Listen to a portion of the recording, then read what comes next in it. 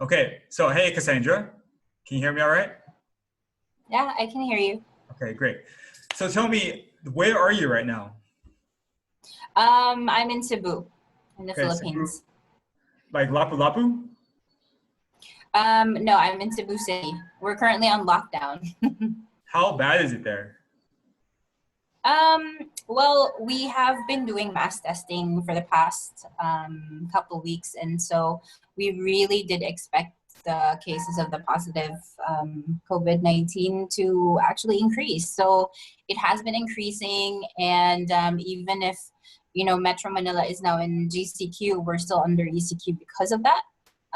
So everyone seems to be okay. It's just that Philippines is generally a poor population, so you do expect some people who can't really earn a living, and so they're the ones that are really suffering at the moment. Like we the ones who are working in the BPO industry or the consulting industry, we're fine, but unfortunately for others, I can't say the same. Are you able to leave your apartment like anytime you want or leave your house or wherever you are? Well, everything is closed right now, so the supermarkets are the only places that are open, the hospitals. So there's really nowhere to go. I suspect that you will get apprehended if you do leave without a quarantine pass, which is necessary when a city is under ECQ. But I have gone outside without a pass. Nobody's tried to apprehend me so far. Okay, cool. That's cool. Yeah, I'm just down Fortunately. on an island below you called Panglao. It's not a city, it's more of a province, but it's fairly relaxed still. Okay, so let's talk about yourself. So what do you do in the diving industry? So I'm an advanced diver, and I have been diving for about 7 years now, 8 years. Basically, I started as just like everyone else. I really love the ocean, and I wanted to try diving, and I really got into it. I got super interested in macro photography, which is just a small hobby of mine. I have a couple of photos in Instagram, and I think that that's how it all started. When I moved to Cebu, because I'm originally from Metro Manila, and I used to be an overseas worker. I worked in Australia and also Malaysia. So when I was in Malaysia, I used to join those coral planting activities.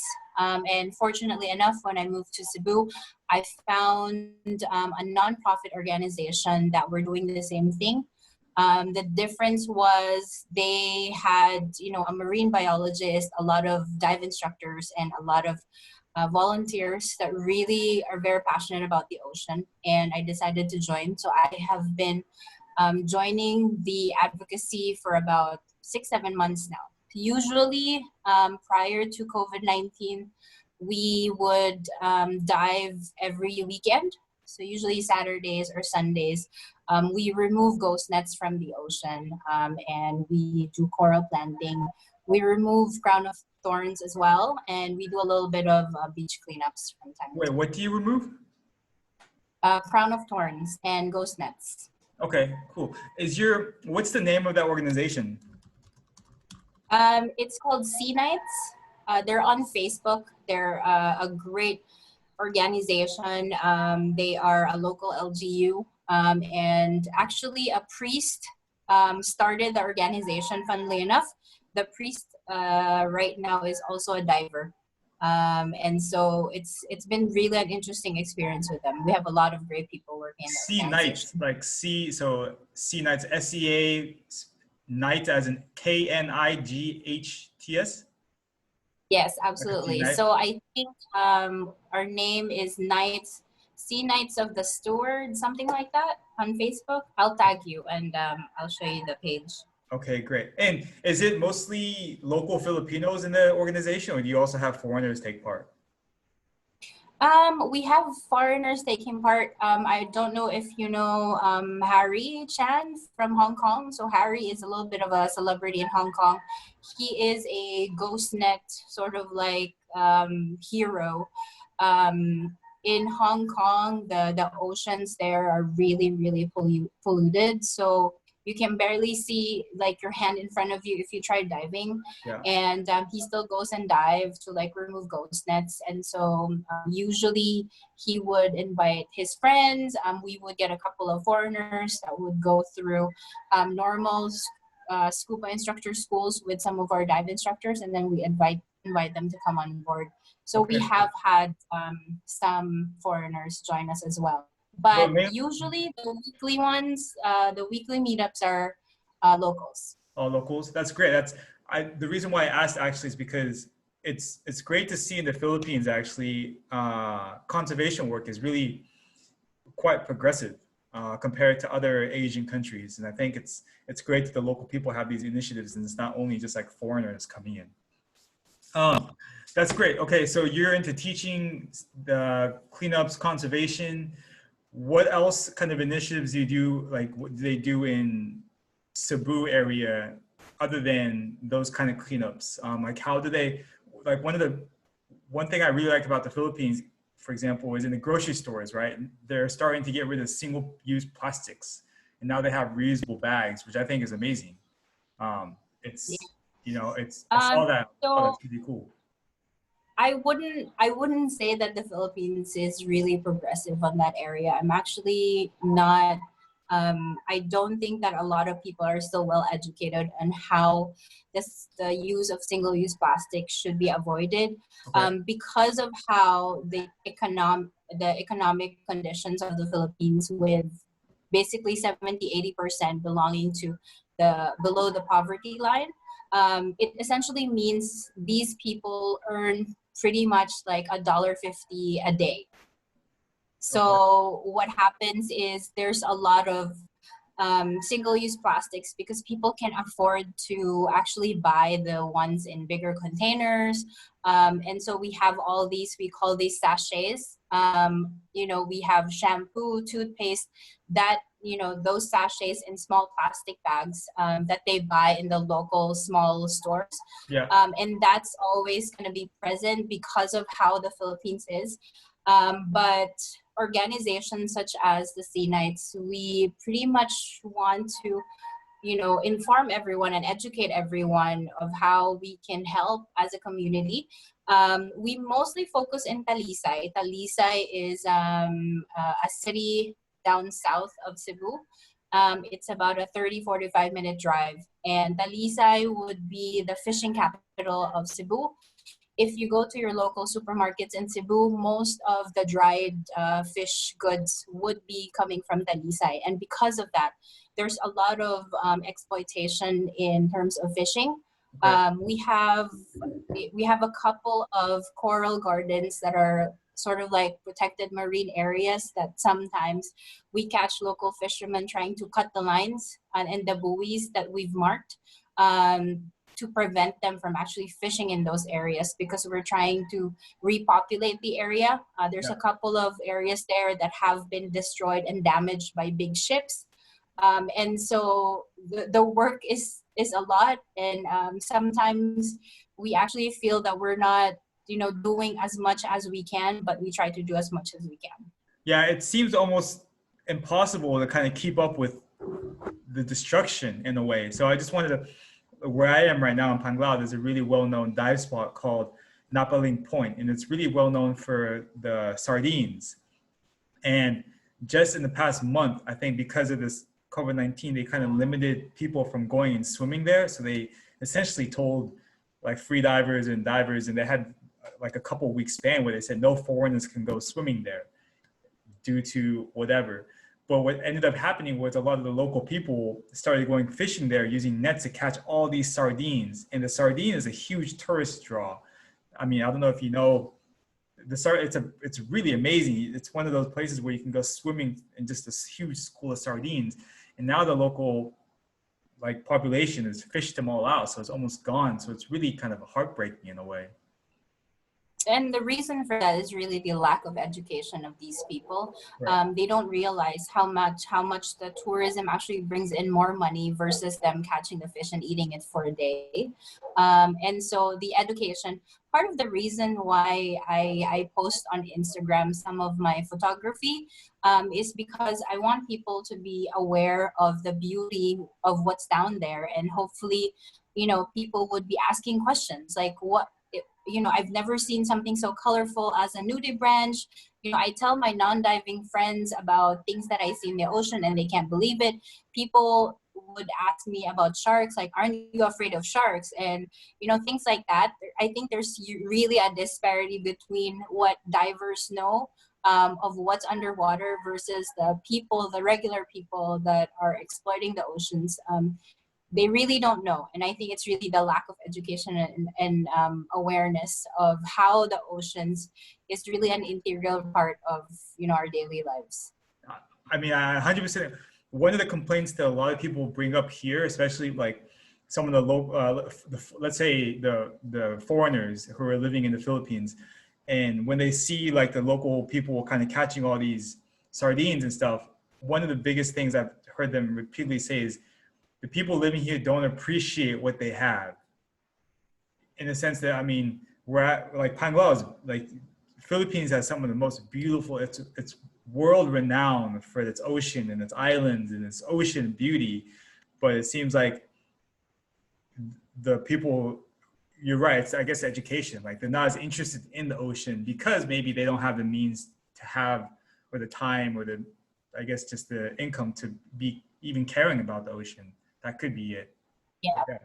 There's a lot of designated tourist spots, not just in Panglao and Cebu, but also in Cebu. We also have an island called Moalboal, where you see a much bigger sardine run, and it's active all throughout the year. So we have a couple of good places wherein the local government has, some sort of protection in place, but they're not consistent. And there's definitely a lack of funding in terms of keeping that consistency and that security along the oceans. So it's disheartening sometimes to see that kind of lack of appreciation.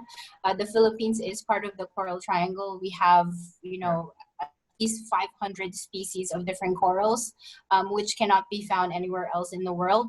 And even if you say that regular global warming can affect the corals, it's really the human footprint that really has the biggest impact of them all. Yeah, definitely. Yeah, definitely.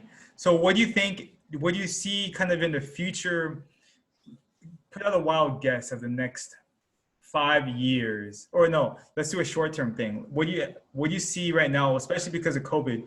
Do you first see it opening up anytime soon? I think that the government, I think it's the same. Yeah. To compare it globally, I think it's pretty much the same for everywhere in the world. The economy is suffering everywhere. And so the government is trying to, despite the threat of COVID-19, is trying to like struggle and really try to open as much businesses as possible. There are still a lot of tourists who, even today, because right now, if you try to fly into the Philippines, you have to go on a 14-day quarantine on your expense in a government approved accommodation. And so there are still some tourists that are still willing to come visit the Philippines. But I think within the next, a year or two, we're going to try to recover the best that we can. But I honestly feel that the government should be doing so much more. So yeah, right now are there flights flying into Cebu, like international flights? Yeah, there are international flights and local flights flying into Cebu. Okay. Fortunately, Lapu-Lapu, where the international airport is located, is under GCQ. Okay. But everyone within Cebu City, such as myself, cannot travel in and out of Cebu. So just to clarify, GCQ is general community quarantine, right? It's the term. Right. So GCQ, general community quarantine, means that you have to do social distancing, things like that, wearing a mask. Whereas ECQ, enhanced community quarantine, which is currently what is in place in Cebu City, it's pretty much you can't go out of your house. You only go out to buy essentials. There is a curfew in place. Everything shuts down between 10 p.m. to 5 a.m. Yeah. Yeah, I mean, it's pretty. Is your the Reef Nights right now? Obviously, they're not going and doing diving because no one can leave their homes, right? It's completely shut down. Actually, there was a 2-week period that we were actually in GCQ, and so a couple of my my colleagues in Seaknights, they went into the water and they double checked, you know, because we have a nursery down there, and we wanted to see the state of the corals that we were sort of protecting, and you know, things that they saw was a lot of the markers that we put on there so that people can fish has been cut, which means, you know, people are definitely fishing in there. There's a lot of crown of thorns that have, that is currently, I would say it's an outbreak right now. One of the reasons why we always go there routinely is we always remove the crown of thorns, because we do want to make sure that the corals that we're planting survives as much as possible. So there's a little bit of an outbreak going on. We can't go into the water, and we realize that we have to go back in there as soon as we can. Yeah, hopefully soon. I feel like right now where I am, so in the Philippines and Panglao, they're becoming almost more strict because they're testing, and the minute there's some news about someone being positive, a lot of people start to become more fearful, and then the government takes more of a step towards locking people down even further. So it's even, we're almost operating like a week to week, like, oh, we're hoping it's going to be opening up again, but something new happens or some new information comes out, and it's like we're like living in the unknown right now. So it's quite scary. What it is? What do you think of like foreigners coming into the Philippines to work as dive instructors and anything? Do you think, do you have any thing against that, or do you think there should be more effort into like bringing up local Filipinos to be more engaged in the diving industry? Honestly, I started like my open water instructor is actually Ukrainian, and he is probably one of the best. Like, I was so lucky with him because he was very strict. He has this very strict Russian kind of like discipline. And so that's how I became a very, you know, very good and conscientious diver. And that's how I started. So I think in the Philippines, there's a good mix of international and also local instructors. And I think that's good in a way because, you know, these foreigners that are coming in to teach, they are here to be able to communicate in their language so that when other foreigners come in, they can easily communicate with these guests. And I think that's a plus. And I think just the intermingling of locals and, you know, foreigners is really good because we definitely don't know a lot about what we do. The Philippines isn't as advanced as we would like in terms of our technology, in terms of awareness, and so these instructors, whether they are foreigners or locals, they're very much welcome in the Philippines. You should feel that from, you know, the hospitality that we have. Yeah. I personally don't have anything against it. I think that it's good that we have a good mix of, you know, different people that are appreciating what we have here that is really beautiful.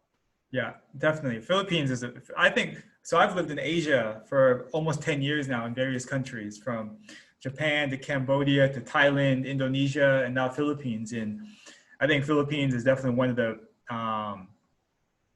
easiest place to transition to, especially just, I think, because a lot of people speak English and also just because of how hospitable, the Filipino people are. So, and of course the ocean's just incredible as well.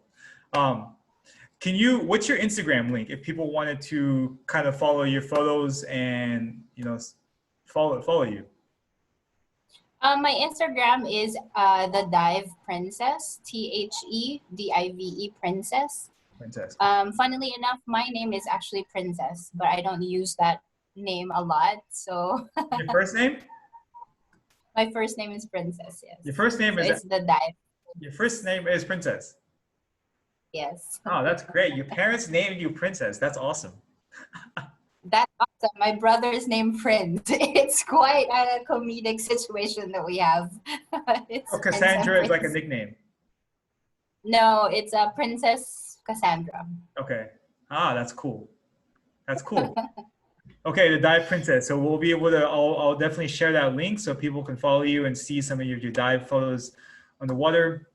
Um, so I'll just kind of cut it short. Hey, thank you for taking the time to just chat with me. You're actually the first person I've gotten to talk to, and it's great just to connect with a local Filipino person because I feel I'm reaching out to a large array of whether it be they're working in Asia, maybe from America, and the dive industry is so varied and so broad because you have people from everywhere working all over the place. So it's awesome to be able to speak with a local person in the Philippines.